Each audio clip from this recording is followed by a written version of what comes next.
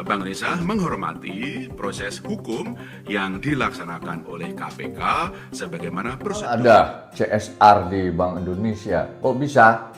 Apa sih tugas Bank Indonesia? Belum lama ini viral kasus korupsi CSR Bank Indonesia. Lalu mahasiswa saya bertanya, Pak, memang ada CSR di Bank Indonesia sehingga diperiksa KPK? Dan ketentuan yang berlaku mendukung upaya-upaya penyidikan serta bersikap kooperatif kepada KPK. Agar tidak salah, saya hanya ingin menerangkan tugas Bank Indonesia secara konsep teori. Kebetulan saya pengajar kebijakan moneter pada mata kuliah perekonomian Indonesia. Sesungguhnya kita mengenal dua kebijakan makroekonomi. Pertama adalah kebijakan fiskal, yang kedua adalah kebijakan moneter. Soal Bank Indonesia itu adalah kebijakan moneter.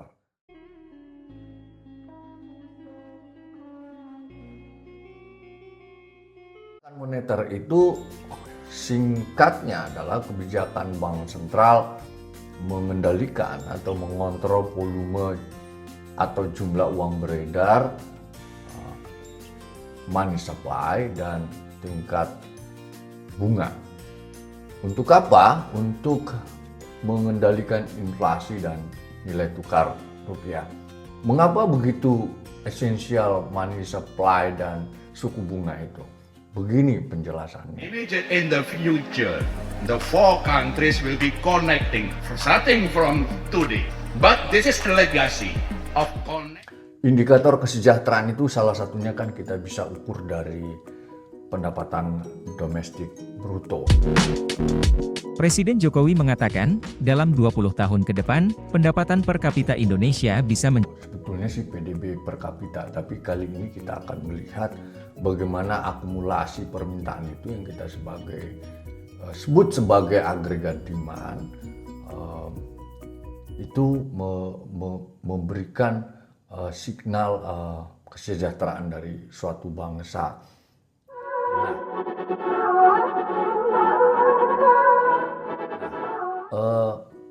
Perubahan tingkat bunga memengaruhi pendapatan nasional. Nah, suku bunga tinggi melemahkan konsumsi dan investasi. Jadi kalau kita lihat rumus persamaan matematika untuk melihat PDB dari sisi pengeluaran itu kan persamaannya adalah agregat demand sama dengan konsumsi plus investasi. Itu perekonomian dua sektor. Kita berhenti di situ untuk melihat keterkaitan antara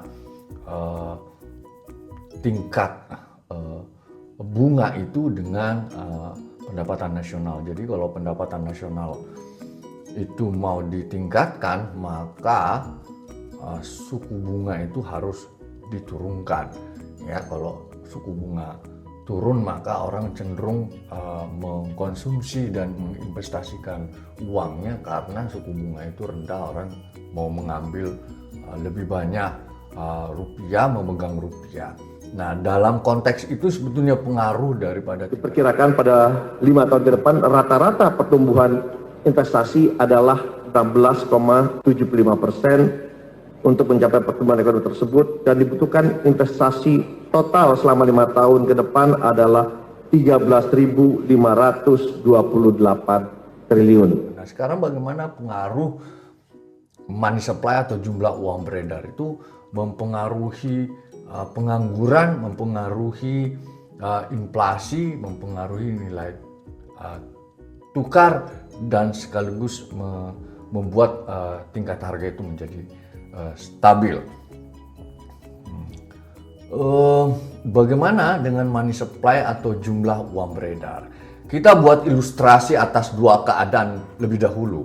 Keadaan pertama adalah situasi krisis ekonomi dan keadaan kedua adalah ekonomi yang lagi stabil. Saat krisis, money supply itu harus ditingkatkan karena dengan itu dia mendorong konsumsi, dengan itu pula pengangguran bisa berkurang. Dampak negatifnya angka inflasi naik. Nah, keadaan yang lain adalah saat ekonomi lagi bagus-bagusnya. Yang sebelumnya itu kita menggambarkan keadaan ekonomi yang lesu atau resesi. Nah, ini seperti Bank Indonesia itu melakukan kebijakan ngegas kendaraan. Nah, saat ekonomi baik, tentu saja cirinya adalah inflasi yang tinggi. Ibarat mesin sedang berjalan kencang, dia tidak boleh overheating dan overheating. Karena itu kebijakan BI dalam konteks mengendalikan money supply itu harus ngerem dengan mengurangi money supply di pasar. Dengan itu inflasi bisa turun, tapi penganggurannya bertambah sebagai dampak negatif dari kebijakan itu. Nah, sekarang kita lihat bagaimana BI mengontrol money supply. Ada 3 cara atau transmisinya. Pertama, kita kenal sebagai operasi pasar terbuka. Prinsipnya sama. Saat krisis, pemerintah beli sekuritas, ya bisa sertifikat Bank Indonesia, bisa obligasi retail, sukuk, reksadana, atau SBN, ya, ke bank dan masyarakat. Nah, implikasinya rupiah atau money supply itu meningkat. Sebaliknya saat inflasi tinggi atau ekonomi sedang bagusnya, tentu pemerintah menjual sekuritas ke publik dan bank komersial. Pemerintah mendapat rupiah, masyarakat pegang sertifikat berharga seperti SBI, ORI, dan SPN. Dengan itu money supply di pasar berkurang, inflasi berkurang, tapi penganggurannya bertambah. Cara kedua, mengutak-atik cadangan perbankan. Nah, apa sih cadangan perbankan itu? Cadangan perbankan itu adalah cadangan uang yang harus disimpan bank tapi tidak boleh dipinjamkan ke pihak ketiga. Cadangan bank ini ditentukan besarannya oleh Bank Indonesia.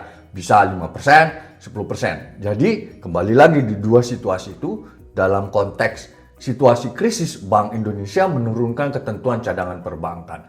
Jika turun, maka likuiditasnya bank bertambah, money supply ikut bertambah di pasaran. Sebaliknya, jika reserve ini dinaikkan, maka likuiditas bank berkurang dan money supply di pasar berkurang. Cara ketiga, dengan BI rate atau BI 7 days reverse repo rate. Prinsipnya sama, jika money supply mau ditambah, BI rate harus diturunkan. Sebaliknya, jika BI rate dinaikkan, maka money supply berkurang di market.